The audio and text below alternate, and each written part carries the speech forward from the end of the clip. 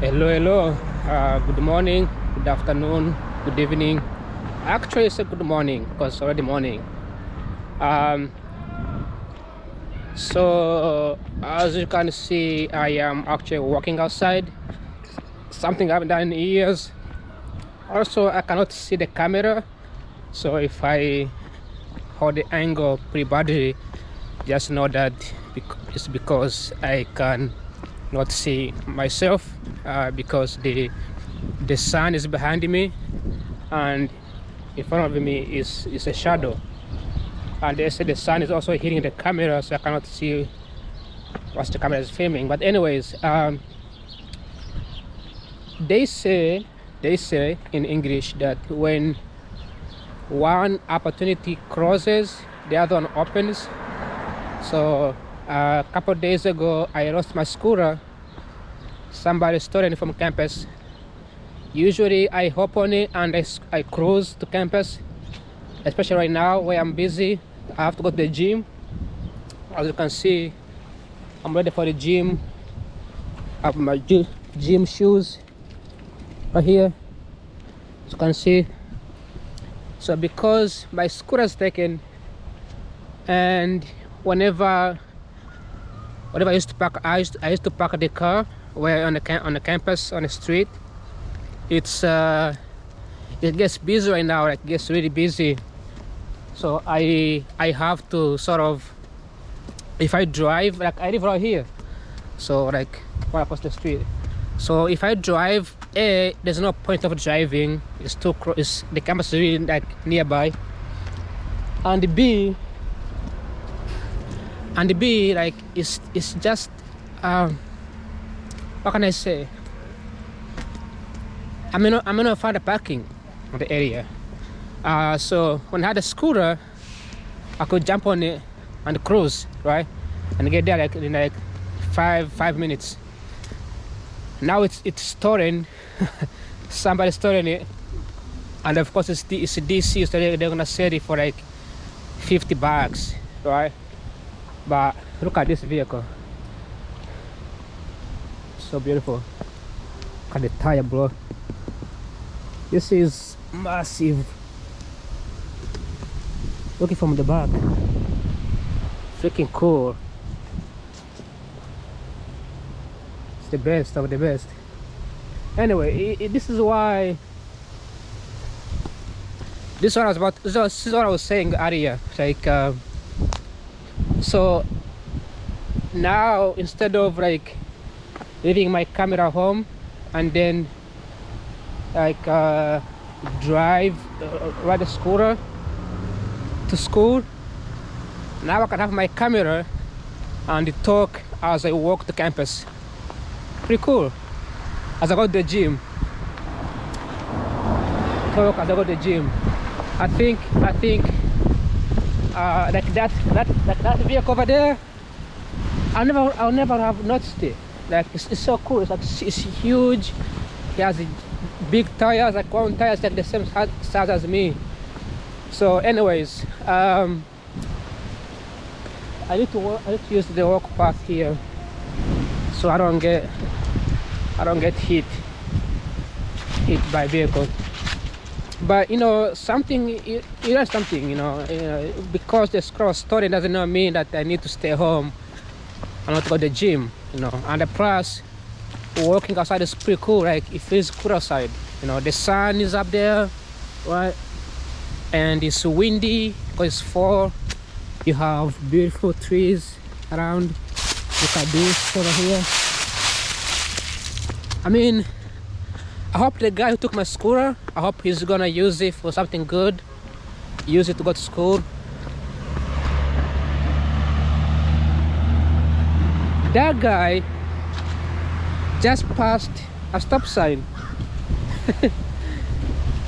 That guy just passed a stop sign. It's crazy.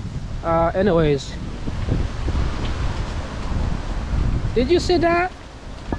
Because he was speeding, I noticed he's gonna go to the stop sign. And this is very common among tow trucks. Tow trucks, they don't follow the traffic rules. They just go through. I guess they're immune to getting arrested. I don't know, but this is the Catholic University athletic center, like athletic area. So they do like football, track and field, like basketball. All these things happens on this place. It's pretty cool. What can I say? But today I was driving from Virginia. I was listening to Bloomberg News, and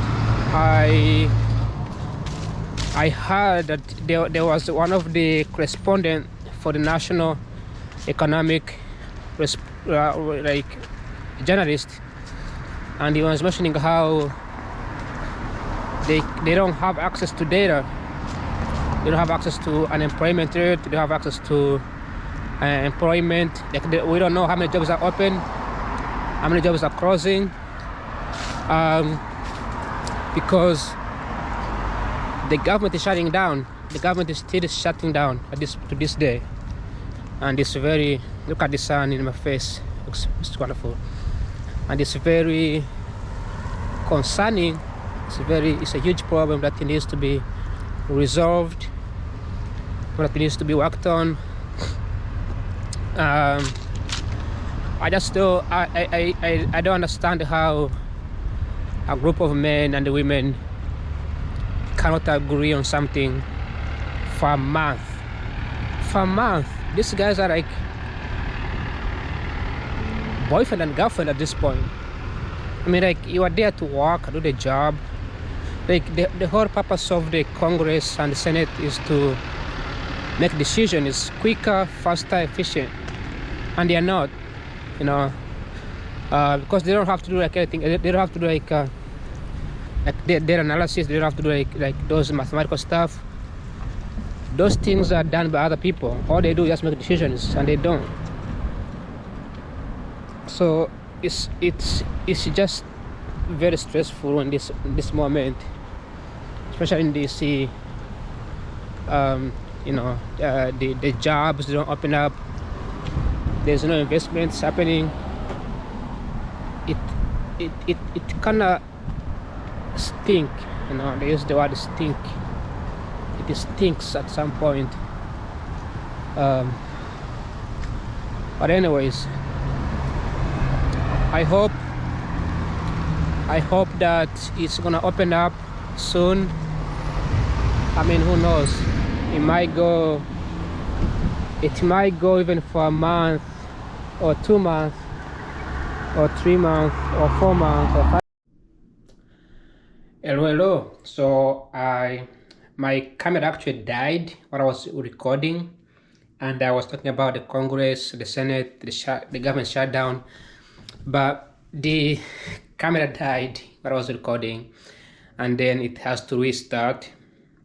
There was file formatting, and then by the time it opened up, I was already on the campus working in a gym. When I got off the gym, I walked back home, and I did not record. So now I'm back home, and actually it took me about an hour. So I left at 11:50, yeah. It took me about 10 minutes to get to campus, and about the same time to get back to my apartment. So it's not too far. And also I skipped the treadmill because I have to walk anyway, so I have to do the treadmill. Before, when I was riding a scooter, I would just open a treadmill and run for like 20-30 minutes, so I just walk. But now I can just simply walk up here, and I don't have to do the treadmill. And my Apple Watch just simply tells you that I have met all the rings. I really crossed all the rings. It's fascinating. So next time, no more scooter, but also gives me like a new way perspective. So I learned this, like I always say this all the time whenever I make a video. When something happens, don't stress about it. Sometimes it has a different path, and it doesn't mean that it doesn't mean that the life just pushes you to different path. It just means that you make decisions and you learn to make decisions, right? Like Like right now, because the scooter is storing, I did not just sit down and be like, I'm not gonna go to the gym, but scooter was storing. Can I go in the evening? Can I go tomorrow? Like I didn't think about that. I just feel like, okay, I don't have a scooter now. I just walk over there. And it's the first time I've ever walked that campus. Just walk over there. I could have drove my car, but I've been driving this morning and I don't want to drive again. Plus, if I drive, I'm gonna have to park on the street of the campus anyway, which is like from here to the campus on the street. It's say like 3 minutes of drive, which is like 10 minutes of walking. And if I park on the campus, inside the campus, they will give me a ticket, $60 ticket, because I don't have a permit. My friend yesterday drove there and he got a ticket. Beautiful ticket, not a beautiful ticket, but a really big ticket, like $40. Just for like 10 minutes, he got a ticket. So imagine getting a scooter stolen, then getting a ticket. That doesn't make sense. So I did not just walk there. So, and I plan on walking around this year. I usually walk like 5 hours, so I don't know why I've been getting so too lazy. When you have something nearby, and the purpose of moving here on the across the campus is so that I can walk, so I can exercise. Because usually when I was in the other parts of DC, I would go home late, then I would miss the bus, and I would have to walk all the way up on the hill to the house, which would take me about like 20-30 minutes walking, and it's on a high elevation, and I would get tired, and it was at night, so I wanted to be safe. But now I'm here, so I don't have to worry about anything. So what I was saying earlier is that even though when I was walking, I actually saw a truck. This truck was beautiful. It was, like it looks great. It's bigger, it's huge. First time seeing it. Maybe I saw it before, but I just didn't feel like it. I also captured somebody running through the red light. So that was like I guess stupid. I guess I don't know. But that stop sign, not the that, but that stop sign over there, people actually don't stop. They just go through it because there's no camera around, so people just go through it. So anyway, just that part. If you're walking that area, just be safe, especially at night, because drivers may not see you at all. So that's what I want to share. Other than that, I was talking about the government shutting down. Yes, we are still in the government shutdown. We are still experiencing delay in reopening, and I hope that if everything opens back up, we might see jobs hopefully opening up. We might see hiring picking up. We don't know the unemployment rate. We don't know the employment job. We don't know the amount of jobs opening up. We are now relying on the private reporting. So we have to rely on the things like DoorDash reporting, Amazon laying off workers. Like right now, Amazon just say laid off workers, but it's not in the statistics. It was not reported. So there's a ton of lagging and a ton of slowness right now, and it's a lot of money we are losing in the United States, and those are that much money. It's the taxpayers' money. It's gonna be going into it. So anyway, today I'm supposed to end the class, but I was taking creative crowd was for Adobe Adobe Creative. So that's what I took. Learn how to edit photos, videos. So they actually gave me free access, free code for the whole year. So the whole year I can just use. I can now maybe edit the videos and post them on YouTube when they are edited. But I think personally I prefer this way. I prefer recording very raw, no editing, no filtering, no taking out, just normal me speaking. So I don't want to have editing thing like that. But it's a 1 year membership and it's gonna expire within 1 year. Anyway, today is November. What is it? November. Oops. Why is in my watch not showing the time? November 6th. So it's Thursday, November 6th. Time is running like pew pew. is running really fast, and we only have 2 months to end this year. So technically, we are almost always, actually, we are already in 2026. I am not preparing for 2026. I'm not prepared. I don't know what I'm gonna be doing that the next year.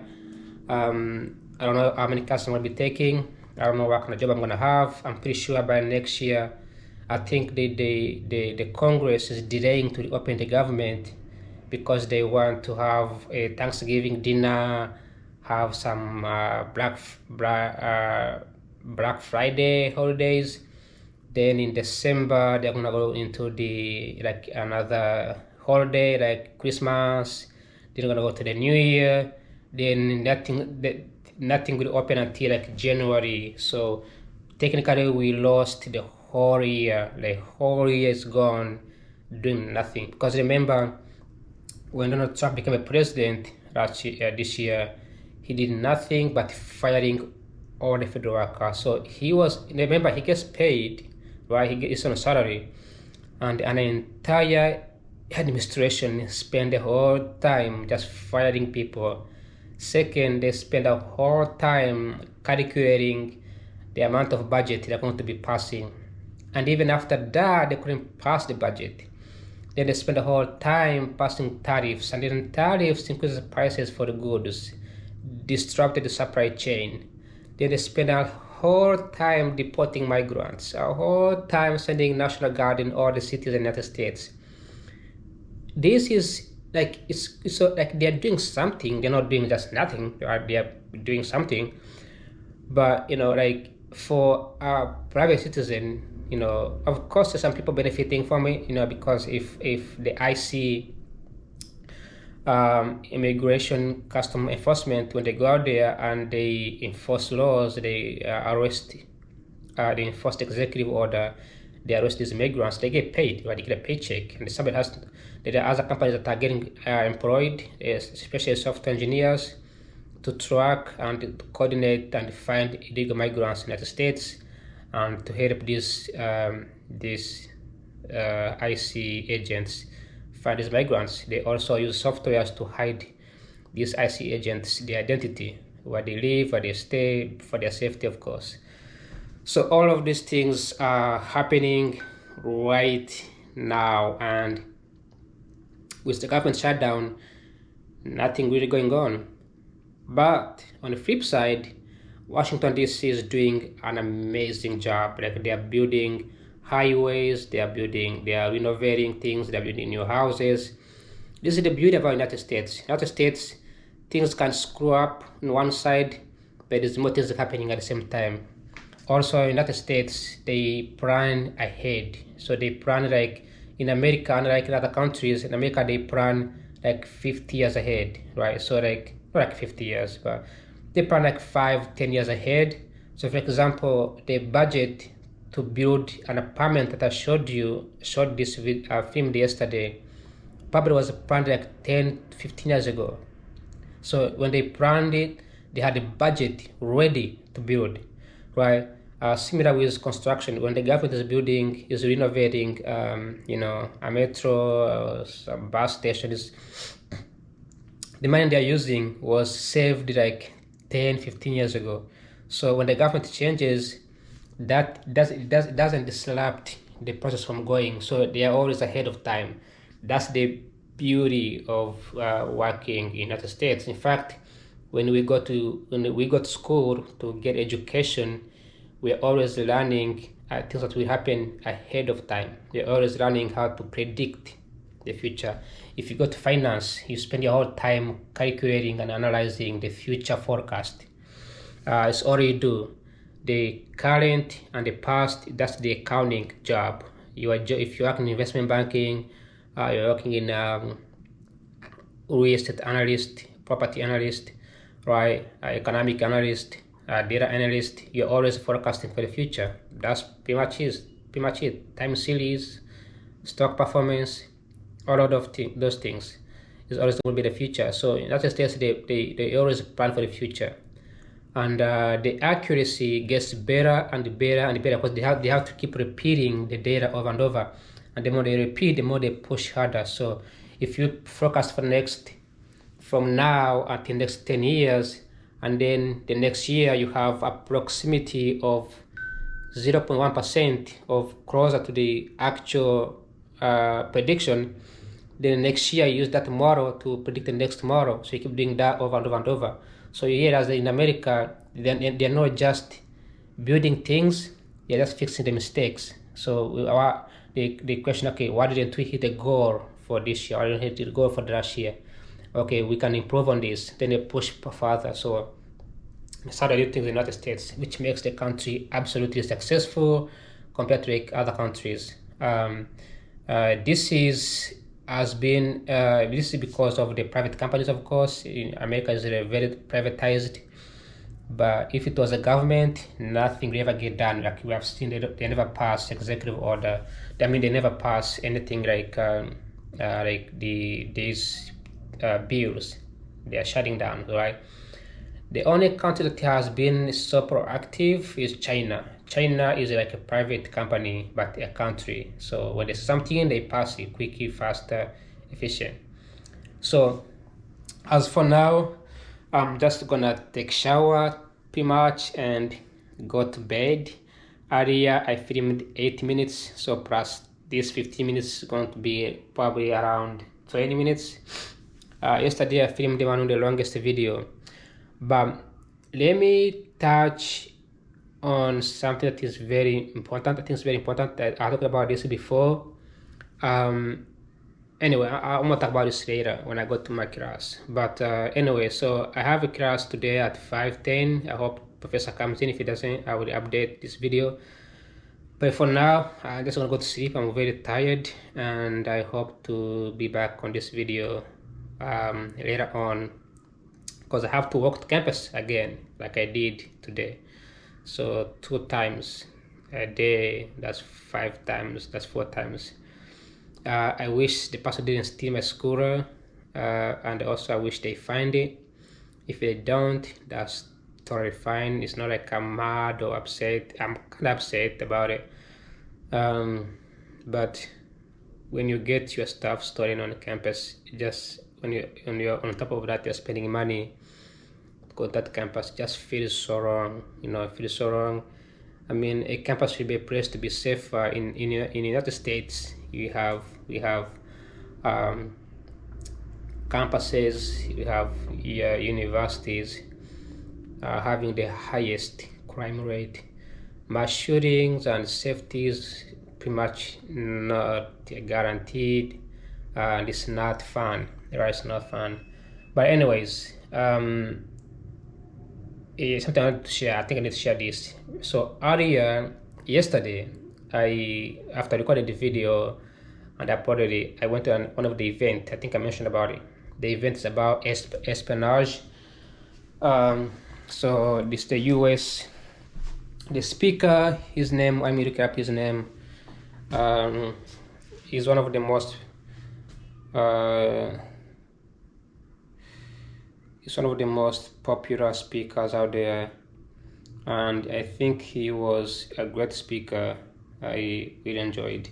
So his name is Dexter, Dexter Ingram, Ingram, and is the author of the Spy Archive, and is the former U.S. State Department counterterrorism director, and is the founder of Network, the National Security Academy.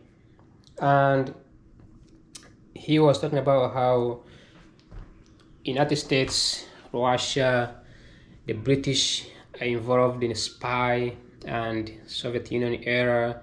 He mentioned how they use tools to escape jail, prisoners of war, how they escaped during German conflict, spying other countries.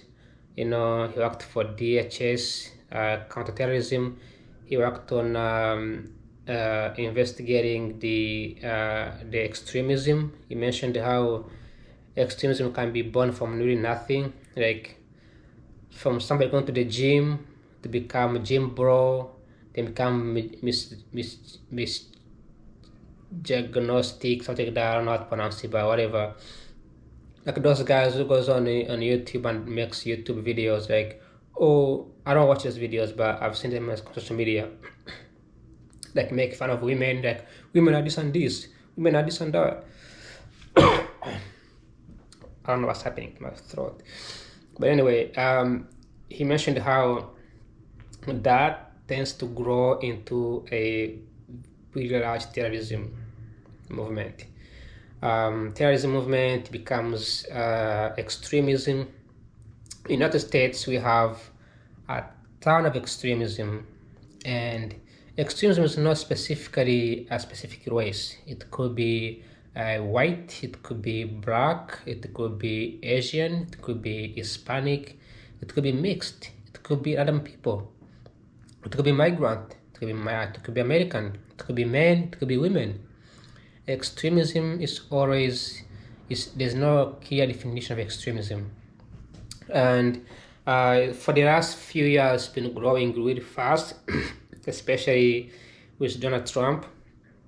There was a lot of extremism going on, from Proud Boys to what is thinking about confidence flag, right? What else can I think of? Like there's a lot of them. There is a website that tracks. I think it's called Southern Raw Center. They track all the extremist ideologies and extremist groups around the United States. So there are people here in Washington D.C. whose their job is to investigate and track those extremists. They don't necessarily like arrest them, but they get the information, who they are, what they do, how they get there, and ensure that they are not influenced. Because sometimes back in the day, he mentioned this too, that there are people who were extremists who would work their way up to the government, pay themselves to the government, then end up becoming spy, and then they will turn their back on the United States and betray the country and send all the information to the Soviet Union, right? That was the case. So extremism, it doesn't necessarily have to be. It could be just another American who are just patriotic, but in those Americans, there could be somebody who's leading them with an agenda, and the agenda is to plug in the outsider, some outsider kind of extreme ideas, which could harm the country, or put the national security at risk. So this guy he has done so much things. He has been in Afghanistan, Iraq, African nations, Iraq, and he mentioned something that was very crucial. He said that you can have AI, you can have cloud computing, you can have robotics, you can have satellites, you can have social media, you can have all these kinds of things that are so cool and so powerful. But if you don't have people, if you don't know people, these things are useless, right?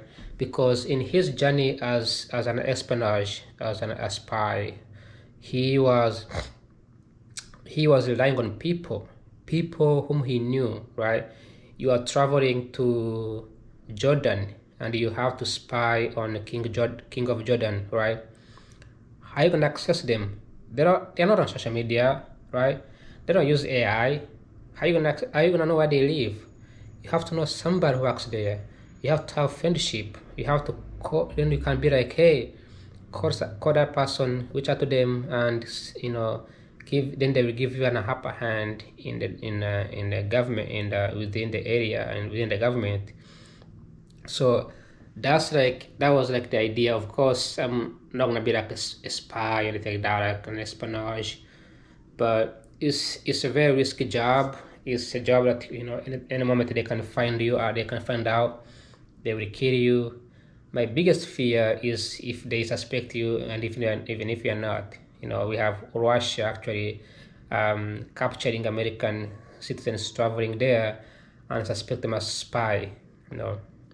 Now he touched on, speaking of Russia, after World War II, because during World War II, one of the biggest spies were the Germans, the Nazi spies. the United States and as well as the Russians, the KGB. The Mussolini and the Japanese, they are not that strong. I mean, you could easily tell, you could easily find out. But the Americans and of course the Russians were easy to be spies, especially with the habit they were smoking. I need to sit down, I'm tired. They were smoking, they had the same habit, they were soldiers, so it was easier. So he mentioned how the KGB and after World War II, of course, United States and Russia entered into a Cold War, which took so many years to end. And then the USSR, Soviet Union, which was under the socialist, I believe, socialist communist, collapsed. And then the United States, with capitalism, won. So it took over, became like the main thing. But the key thing that he mentioned is that the reason why the Russians, the KGB, and the CIA succeeded so much is because, but at the end, one became weaker, the other one became stronger, because CIA is very strong. CIA still stands to this day, and it still does a great job, right, than any other spy in the whole world. The cage is about how they invested. This goes back to my points of nations, and I'm not saying Rwanda or Uganda should invest in like spy that doesn't not help the country, of course. But I'm just gonna reference this to like investments, right? Russia invested in people, right? Russians were very educated. The KGB groups were very educated. I mean, you can see Vladimir Putin, very smart guy, is one of the KGB group members. They were educated, they were smart, they knew everything, like everything. They were pretty smart, they could everything they could. So Russia invested in people, a lot of investments in people. Then United States invested in equipment and tools. So this is why we see tools like cameras coming up. When you think about it, technology of today did not develop because Americans were smarter. They developed it because the CIA has an upper hand in it. CIA will do anything to get a hands on anything to help it gather the intelligence. So the CIA started investing in tools, cameras, hiding the bags, recording devices, right?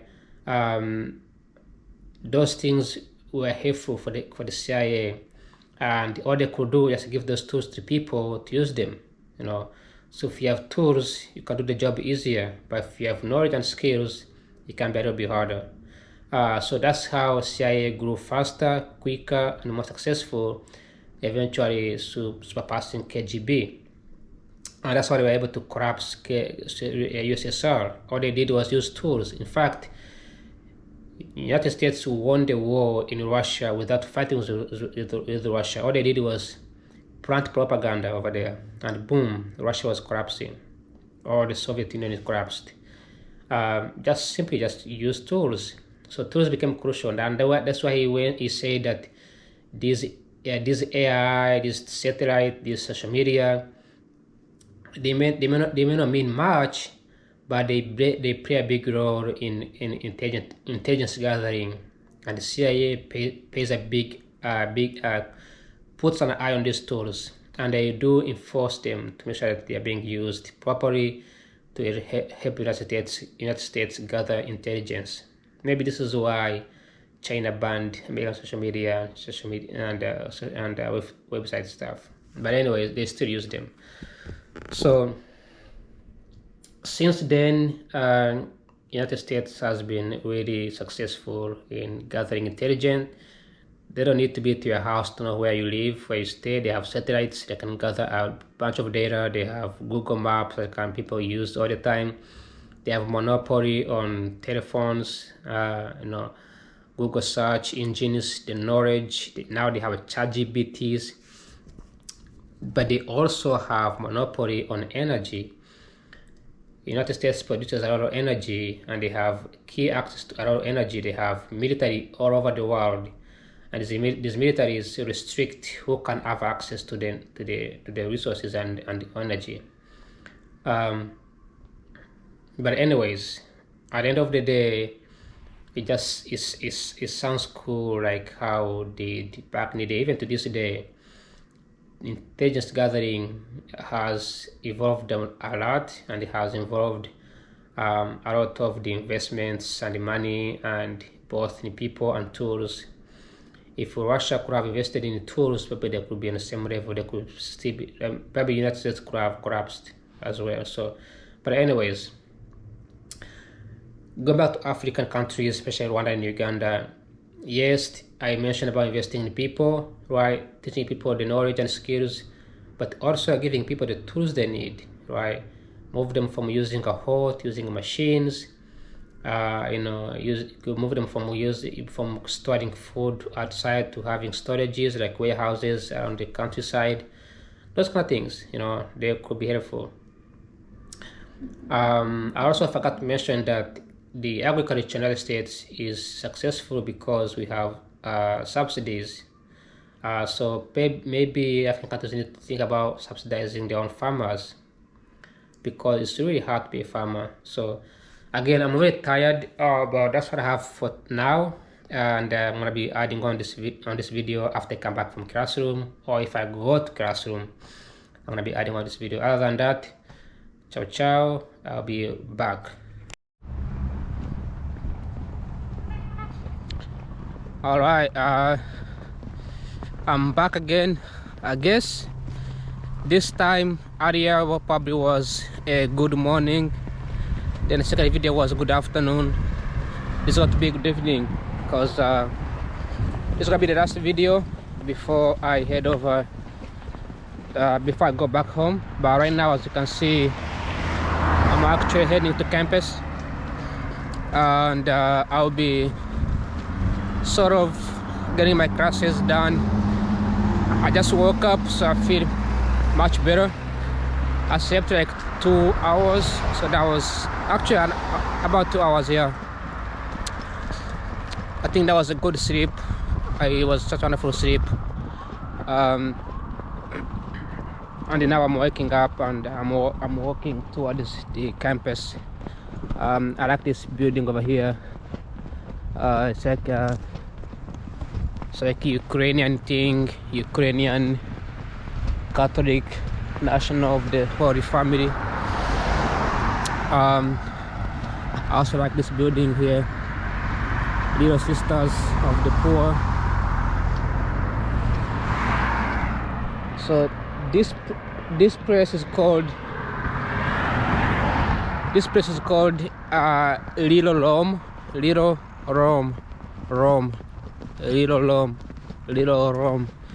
It's like a small Rome, because there is really like Catholics everywhere. There's Catholic here, Catholic here, Catholic here, the Catholic on this side. So there's Catholic everywhere. But anyways, like I was saying earlier, I have to walk to campus from now on down, because I just live right there. I just left my house, started filming, so I didn't have I don't need to drive a car. Like there's zero reason to drive a car. But when I had a scooter, I would drive here on this road. St. John Paul II National Shrine. I also feel like if my scooter didn't get stolen, I wouldn't have been able to film this area, show this place. One day I will come and I'll probably show this beautiful place. To be honest, for me, I'm really excited to live in a place like this. It's very clean, taken care of. Even though there's security issues like stealing, but other than that, it's a good place. People here are very, very nice. Look at the picture over there. But anyways, last Monday I missed the class. Actually, this Monday, the Monday of this week. Yeah, I missed the class, but today no more missing the class. I had to make sure that I make it, and I'm already here. It's been I left at 4 p.m. 4:45 p.m. Let me see. So I left at 4:45 p.m. and it's still 4:52, and it's let me see, make sure there's no cars are coming.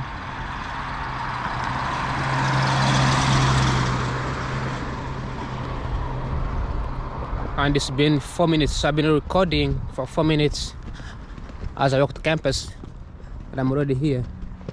So technically I don't need a scooter. I didn't have to have one. Yes, and this is a smaller campus. Like when I bought it, I was at a different university and it was huge campus, so how to walk from around the campus was too much, and there is a class in there going on. But anyway, it's not, I'm not complaining, no brainer. But man, I had a good sleep tonight. I'm grateful. So I'm gonna walk all the way up there.